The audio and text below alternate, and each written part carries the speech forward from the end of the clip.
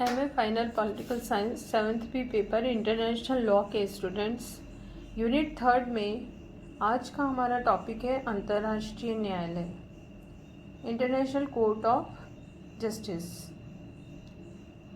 अंतर्राष्ट्रीय न्यायालय संयुक्त राष्ट्र संघ, जो कि एक अंतर्राष्ट्रीय संगठन है, उसका एक प्रमुख अंग है।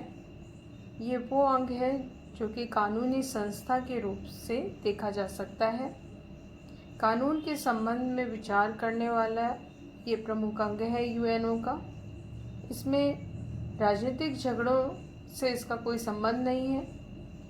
जो देश इस न्यायालय के सदस्य होते हैं, यदि किसी मामले को न्यायालय के समक्ष उपस्थित करना चाहें तो कर सकते हैं।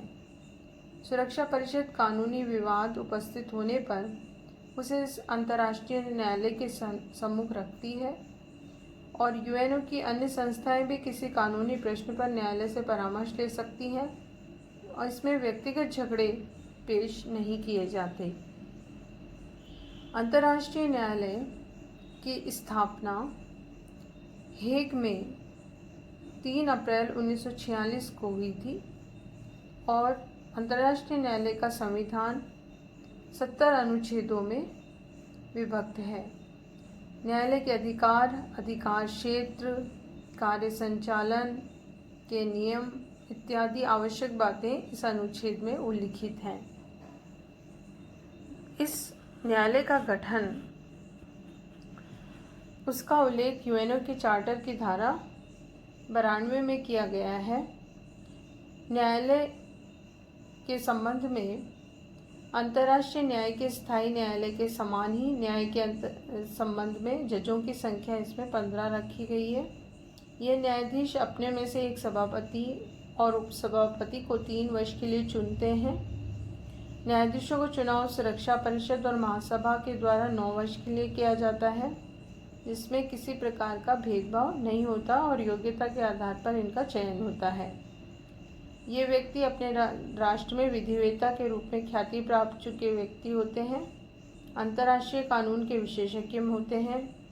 इनका नैतिक चरित्र उच्च होना चाहिए, योग्यताएं होनी चाहिए और न्याय के क्षेत्र में इनको विशिष्टता हासिल होनी आवश्यक होती है।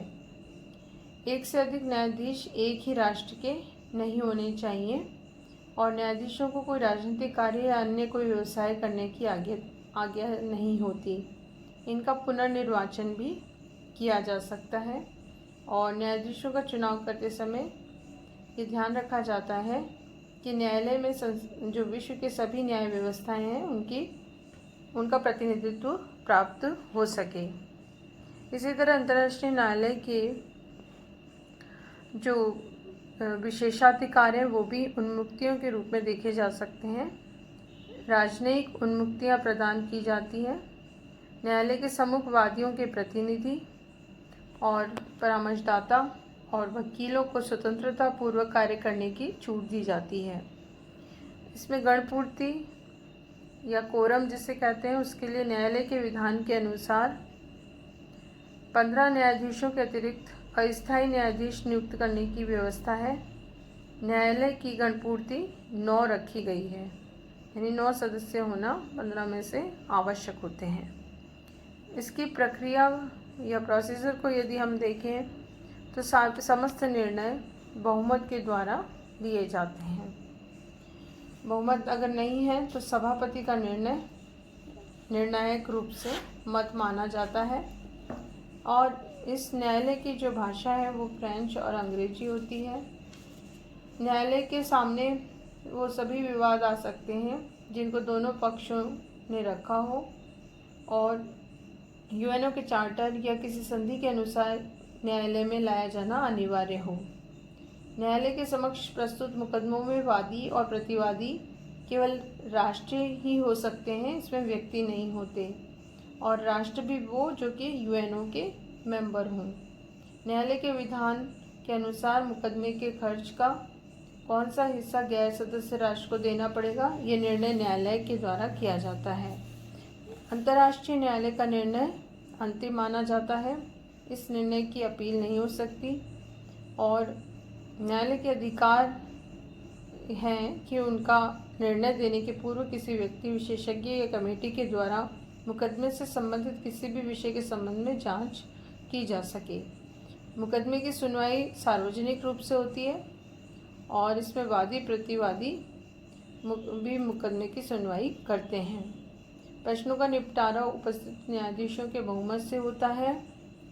निर्णय सर्वसम्मति से नहीं हो तो उस अवस्था में अल्पमत वाले न्यायाधीश को भी अपना पृथक मत, लिखित मत व्यक्त करने का अधिकार है। मुकदमे का निर्णय खुली अदालत में पढ़ा जाता है और सभापति और रजिस्ट्रार के उसमें हस्ताक्षर होते हैं। राष्ट्रीय न्यायालय की तरह निर्णय में जीतने वाले राज्य को मुकदमे का व्यय पाने का उल्लेख न हो तो समझा जाता है कि न्यायालय का विचार है कि प्रत्येक पक्ष अपना खर्च स्वयं उठाएंगे। मुकदमे की सुनवाई के लिए कम से कम 9 न्यायाधीशों की उपस्थिति होना आवश्यक होता है। न्यायालय का जो स्थायी कार्यालय है वो हेग में है, लेकिन कभी कभी दूसरे देश में भी मुकदमे की सुनवाई की जा सकती है। ये इस तरह से अंतर्राष्ट्रीय न्यायालय की प्रक्रिया है। इसके बाद हम देखेंगे कि अंतर्राष्ट्रीय न्यायालय के क्षेत्राधिकार क्या हैं या इसको कौन कौन सी शक्तियाँ प्राप्त हैं। 3 तरह के क्षेत्राधिकार देखे जा सकते हैं। एक तो ऐच्छिक क्षेत्राधिकार, दूसरा अनिवार्य क्षेत्राधिकार और तीसरा परामर्शात्मक क्षेत्राधिकार।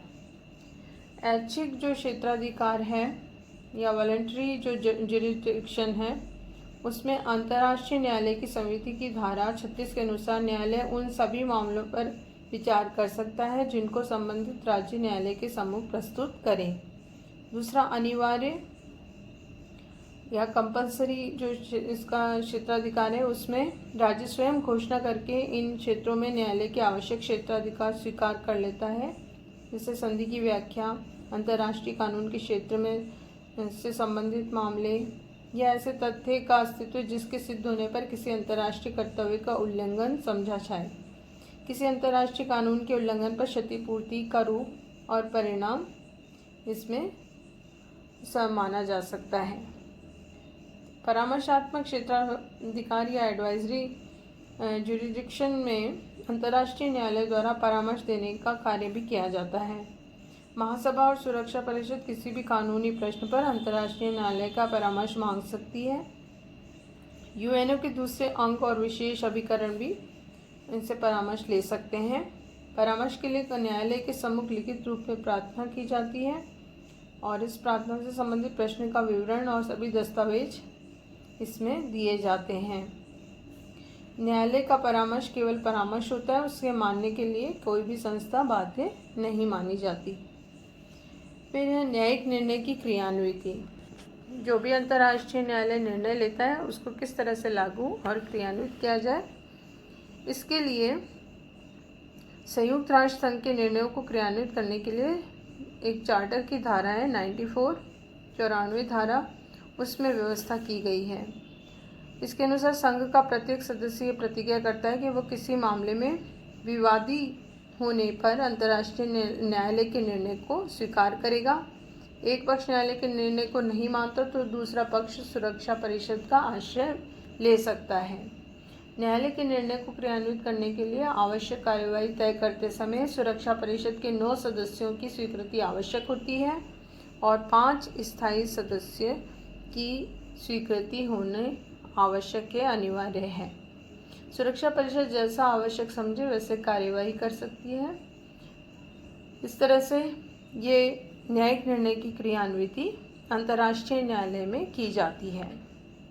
फिर न्यायालय द्वारा कानून का प्रयोग विभिन्न प्रकार से किया जाता है।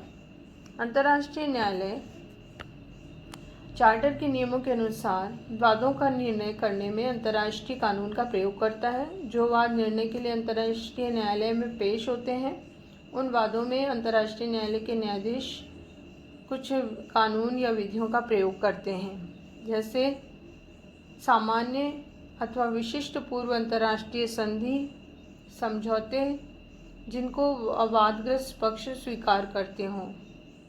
दूसरा, वे अंतर्राष्ट्रीय परंपराएं और रीति रिवाज जिन्हें सामान्यतः प्रयोग में माना जाता है। तीसरा, सभ्य राष्ट्र द्वारा मान्यता प्राप्त कानून के सामान्य सिद्धांत।